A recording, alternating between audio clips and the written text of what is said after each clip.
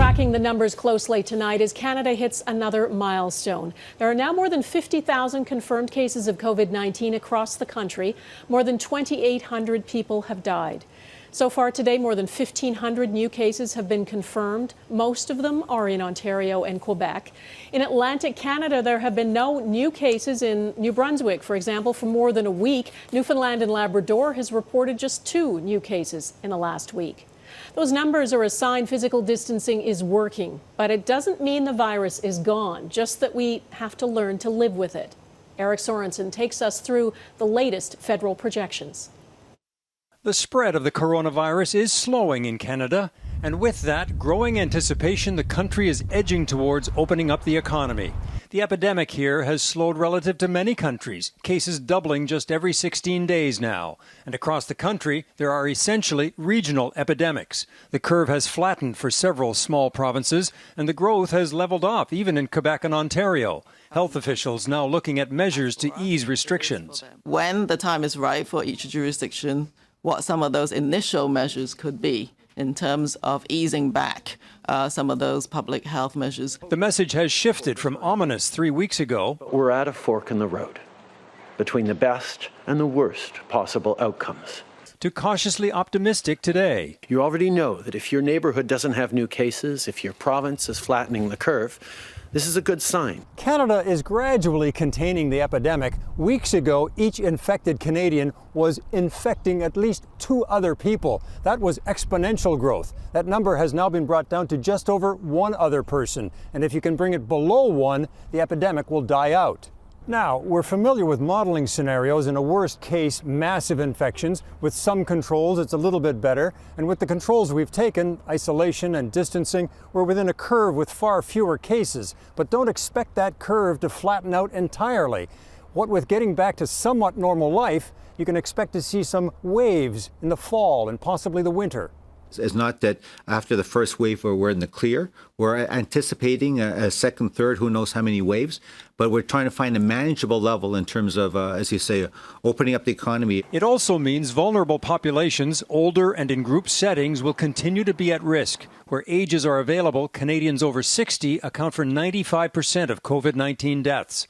So provinces have to be prepared to pull back again if necessary. You have to have your finger over the cancel button at all times to have people rush back inside.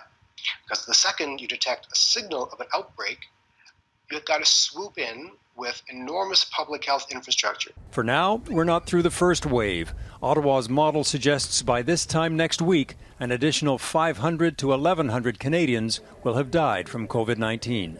Eric Sorensen, Global News, Toronto. The Premier of Quebec, the province with the most cases and the most deaths from COVID-19, says there will be no immediate return to normal life, but François Legault did outline more plans today for gradual relaxing of restrictions. On May 4th, stores outside Montreal with an outdoor entrance will be allowed to reopen, not shopping malls, though. On May 11th, that will apply to stores in the Greater Montreal area. Manufacturers with 50 employees or less can restart May 11th, along with the construction industry, but strict public health rules and physical distancing will remain. In a big hit to local news, Post Media has announced it is shutting down 15 local newspapers because of the financial fallout from COVID-19. The community papers are all in Ontario and Manitoba. About 30 people will lose their jobs. The company is also laying off 50 people from its sales units. Post Media says it's taken a significant hit from the loss of print and digital ad revenue during the pandemic. Executives and managers are also taking pay cuts. You can get a full list of the affected publications on our website, globalnews.ca/globalnational. Canadians are used to drama on Parliament Hill, but we've never seen Parliament quite like this. MPs took part in an historic virtual House of Commons session today, and they discovered, like the rest of us, that moving meetings online can lead to a new set of hiccups. Abigail Bimman explains. The Honourable Minister of Health is Haidu. Please unclick your mute. Problems familiar to anyone who's braved a big group chat. Too dark, too close. Can you hear me? Can you hear You're on. Mr. Speaker, I'm not hearing any sound. And that pesky mute button. You turned off. You're muted again. Not even the top boss is immune. Here it's the Prime Minister. I've switched my language to English. But this was a feat never before attempted, getting hundreds of MPs up and running virtually with translation. Having a public meeting on Zoom is not a huge concern. I'm much more concerned about what's happening with classified information and whether that's being encrypted properly. And for the most part, it worked. Can the Prime Minister explain why Health Canada has to this point been unable to implement a fast-track process? Opposition MPs trying to hold the government accountable, but with no heckling and less drama than in the House.